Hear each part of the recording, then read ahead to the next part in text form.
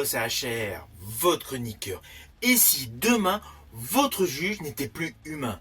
Si tout simplement, votre culpabilité était calculée par un algorithme? Sans appel possible, sans place à l'émotion, ni au doute, ni à l'erreur humaine. C'est exactement la question vertigineuse que pose le film Reconnu coupable, également connu sous le titre Mercy. Alors très honnêtement, je sors de la séance ciné et j'ai adoré l'expérience. Alors oui, avant d'aller le voir, j'ai entendu des critiques négatives sur ce film. Perso, je ne comprends pas pourquoi. Le film est bon. Naturellement, je vais vous dire pourquoi. Mais avant cela, n'oubliez pas, si vous n'êtes pas abonné, pensez à le faire et pensez à la petite cloche. C'est elle qui vous prévient tout simplement lorsque je vous fais un retour cinématographique. Let's go!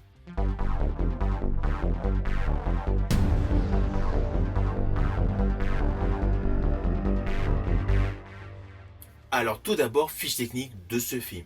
Il a pour titre, en France, Reconnu coupable, à l'international, Mercy. Il est réalisé par Timur Bekmambetov. Il a une durée approximative d'1h45 et met en vedette un duo d'acteurs impeccable, Chris Pratt, Rebecca Ferguson, avec l'histoire suivante.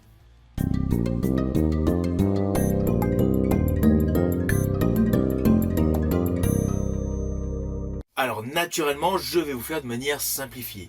Nous sommes légèrement dans le futur, un futur qui paraît très proche, où nous découvrons le personnage interprété par Chris Pratt, un policier accusé du meurtre de son épouse. Il est à son procès, qui est effectué par une IA, interprétée par l'actrice Rebecca Ferguson. Alors, volontairement, je n'irai pas plus loin, car le film tourne essentiellement sur ce procès.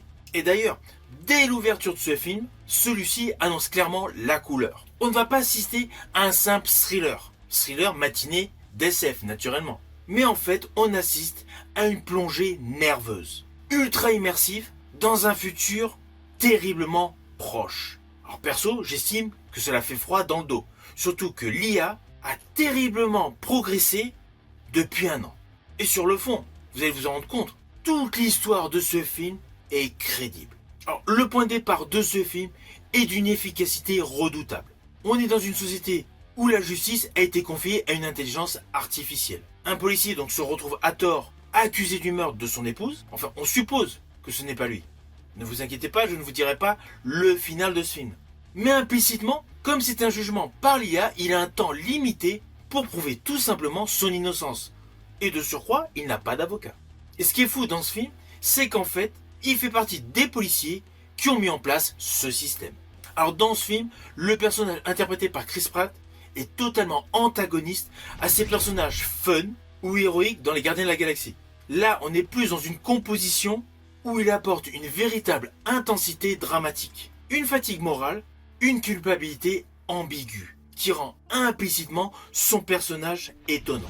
En fait, face à l'IA interprétée par Rebecca Ferguson, il est totalement humain, implicitement attachant. Alors, ce qui m'a totalement scotché dans l'ouverture de ce film, c'est la façon tout simplement où le film nous plonge directement dans le procès. On est tout de suite dans le bain.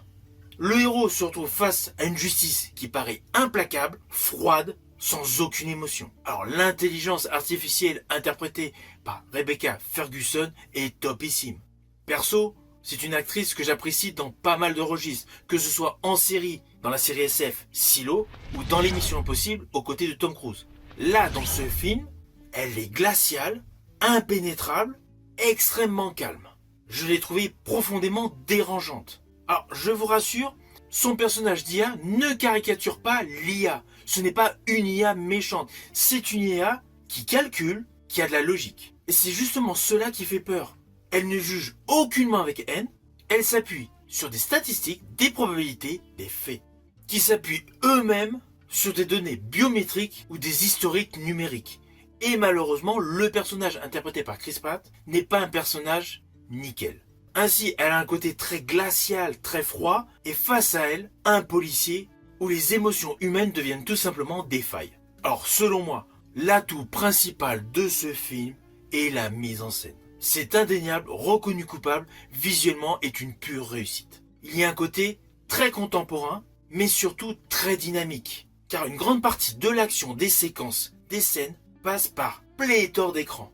Nous avons des caméras de surveillance, des téléphones, des montres connectées, des ordinateurs, des drones, des appels vidéo, des interfaces holographiques, bref, tout type d'écran. Pour tous les aficionados du cinéma, on pense aisément au film Searching.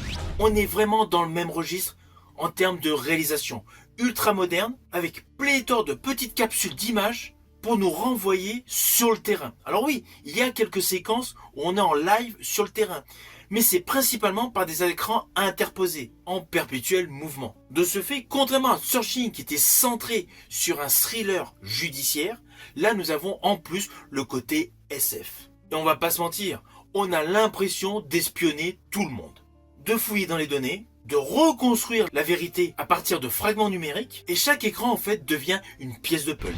Et implicitement, chaque caméra devient un témoin. Si vous voyez sur grand écran, vous allez avoir réellement l'impression d'être au cœur du procès. Alors, c'est un film qui a eu un très bon budget, cela se voit. Tous les effets spéciaux, les VFX et le CGI sont de bonne qualité. Les projections de données, les environnements futurs, bref, tout est fluide, lisible et crédible. Pourquoi ? On a l'impression d'être dans un futur proche, comme dans Minority Report, porté par Tom Cruise. J'estime que justement ce détail rend le film prenant. Car on va pas se mentir, on se dit, ça peut arriver.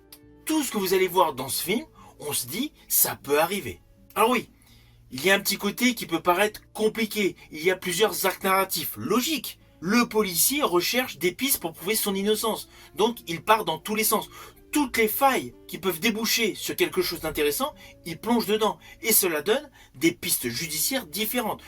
Implicitement, plusieurs directions d'enquête, telles des satellites en orbite. Mais contrairement à ce que l'on peut entendre en critique négative sur ce film, j'ai trouvé que tout cela converge intelligemment. Car en fait, l'axe central, la colonne vertébrale de ce film, est tout simplement la place de l'IA dans les décisions humaines. Chaque sous-intrigue, chaque détour narratif vient tout simplement nourrir cette réflexion. Rien n'est totalement gratuit, et surtout, on a réellement l'impression que le film fait confiance aux spectateurs. C'est un film qui, sous le couvert d'avoir un côté popcorn, nous invite totalement à réfléchir.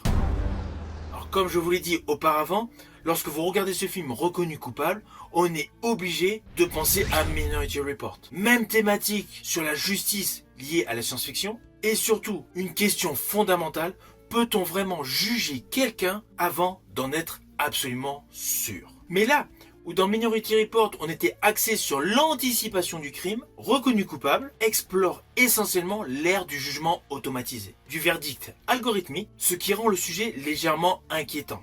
Alors, dans un autre domaine, je pense à tous les lycéens qui font des vœux sur Parcoursup, où l'algorithme fait implicitement un tri tout seul. Et bien là, dans ce film Reconnu coupable, cette notion d'algorithme qui décide tout pour vous est largement décuplée.